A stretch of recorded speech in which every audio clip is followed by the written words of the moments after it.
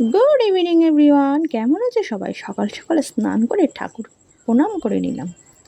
সকাল থেকে রান্নাবান্না শুরু হয়ে গেছে। দেখে কি মনে হচ্ছে আজ হলো বৃহস্পতিবার, শুক্লাপক্ষের ষষ্ঠী তিথি, মা বাসন্তী দেবীর বোধন। এই তিথিতে সংসারের ও সন্তানের মঙ্গল কামনায় অশোক ষষ্ঠী ব্রত করতে হয়।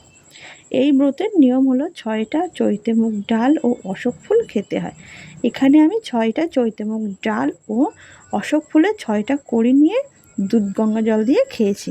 এই দিনে সারাদিন ভাত খাওয়া যায় না, ধান ও চালের বা কোনো শস্য জাতীয় খাবার খাওয়া যায় না। মটরগুলো আমি ভালো করে ধুয়ে প্রেশার কুকারে সিদ্ধ বসিয়ে দিয়েছি। এই কুমড়োটা আমাদের মাঠের কুমড়ো, খেতেও খুব ভালো, আর কুমড়োটা খুবই কচি ছিল। তাই আমাদের বাড়িতে বানানো হয়েছে লুচি, ঘুগনি ও কুমড়োর তরকারি। আমার ভিডিওটি শেষ পর্যন্ত দেখার জন্য অনেক অনেক ধন্যবাদ। ভিডিওটি ভালো লাগলে লাইক কমেন্ট শেয়ার করে দিও। আর দেখা হবে আরও অন্য কোনো এক ভিডিওটাতে। বাই বাই বন্ধুরা।